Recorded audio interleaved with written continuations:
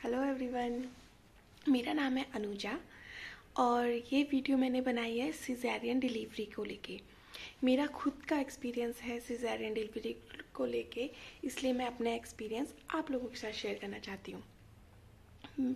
जब हम डिलीवरी का हमारी ड्यू डेट सामने होती है तो हम लोग बहुत डर से जाते हैं। मैं भी डरी थी लेकिन मैं इस वीडियो को इसीलिए बना रही हूँ कि आप ना डरें। तो एक माइंड में आता है कि हाय सिज़ेरियन डिलीवरी होती क्या है, हमें करवानी भी चाहिए या नहीं करवानी चाहिए।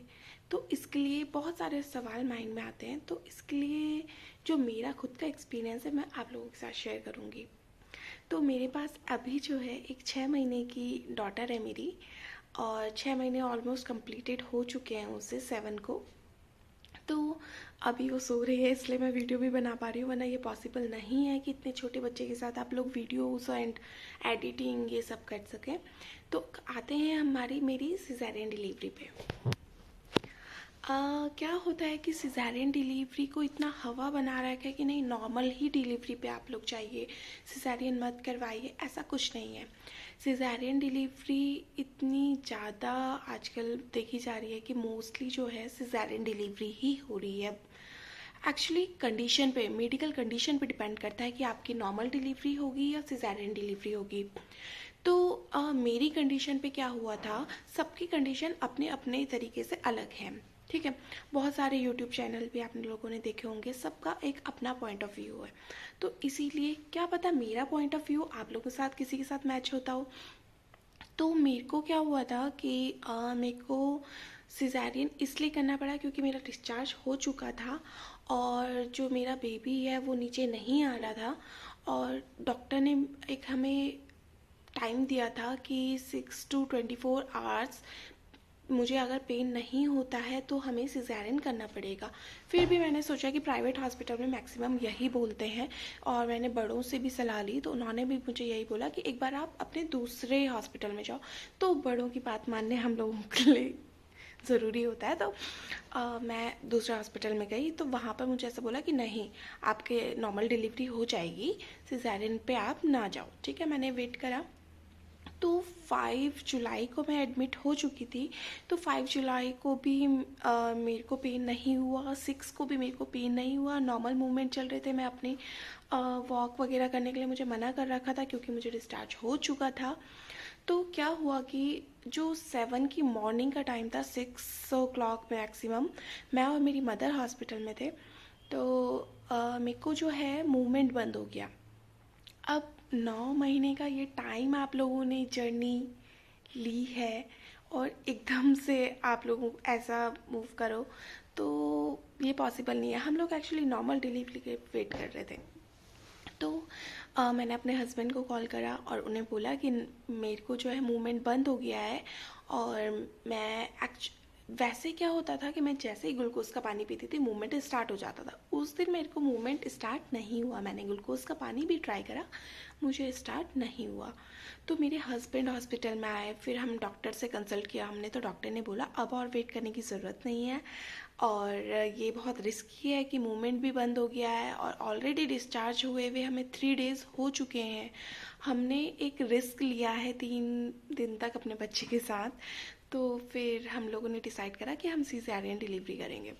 तो फिर फर्स्ट मेरे को हमने लिख के दिया वहाँ पर कि हम ओके हैं। तो फिर हमने क्या करा कि डॉक्टर ने मुझे स्टार्ट, सबसे पहला डिलीवरी उस दिन मेरी ही होनी थी।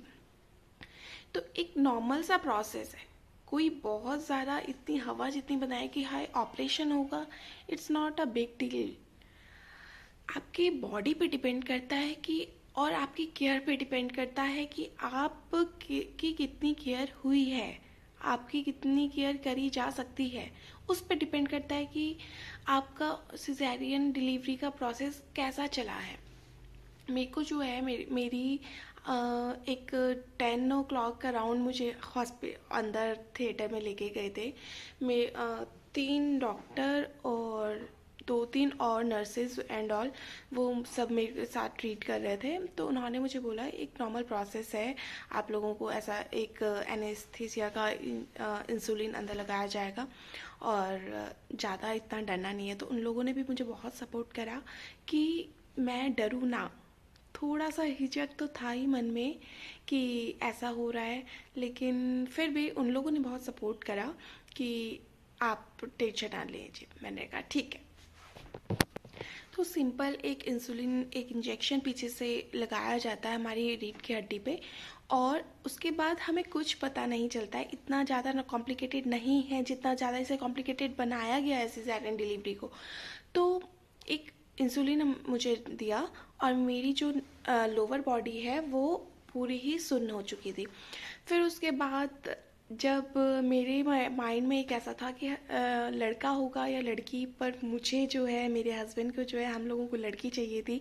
बस मेरे को सिज़ेरियन डिलीवरी से एक ही एक्सपेक्टेशन थी कि बस मेरे को डॉक्टर ये बोलें कि आपकी लड़की हुई है। तो मुझको जब मैं कुछ नहीं सोच रही थी, जब मेरा सिज़ेरियन हो रहा था मुझे सब कुछ फील हो रहा था कि कब पेट काट रहे हैं, कब टाँके लगा रहे, मुझे सब फील हो रहा था, बस पेन नहीं हो रहा था। जैसे ही हमारे बच्चे को ऐसे बाहर निकाला उन्होंने, और मैंने सबसे पहले यही देखा कि मेरी बेटी है, और डॉक्टर ने भी बहुत खुश है। मैं उसी टाइम मैंने अपना सारा पेन जो मुझे वैसे भी नहीं हो रहा था लेकिन आगे जाके होने वाला था, या जो मैं 3 डेज से ले रही थी पेन, वो जो चीज़ें थी, बिज़ी होना, हॉस्पिटल का माहौल देखना, ये सब चीज़ें बहुत बेकार होती हैं। तो फिर वो सब जो था वो मेरे को अब ख़त्म होने के लिए था, और मेरा बच्चा मेरे हाथ पे था। बस दैट्स इट। उसके बाद नॉर्मली आपको एक रूम में शिफ्ट कर दिया जाता है। अगर आप प्राइवेट रूम लेते हैं तो प्राइवेट, जनरल रूम लेते हैं तो जनरल, आपके ऊपर डिपेंड करता है कि आप कैसा रूम चाहते हैं। तो वहाँ पर हमें शिफ्ट करा गया। वहाँ पर प्रॉपर नर्सेज आती रही, हमें पेन के इंजेक्शन देती रही, क्योंकि जब तक सुन रहता है तब तक तो हमें पेन नहीं होता है, उसके बाद हमें पेन होता है। हमें स्ट्रेट रहने को कहा जाता है, और हम लोग हेड डाउन रखते हैं, हेड ऊंचा नहीं रखते हैं, क्योंकि बाद में इसमें प्रॉब्लम होती है। तो फिर इतना ज़्यादा कॉम्प्लिकेटेड नहीं है सिज़ेरियन डिलीवरी।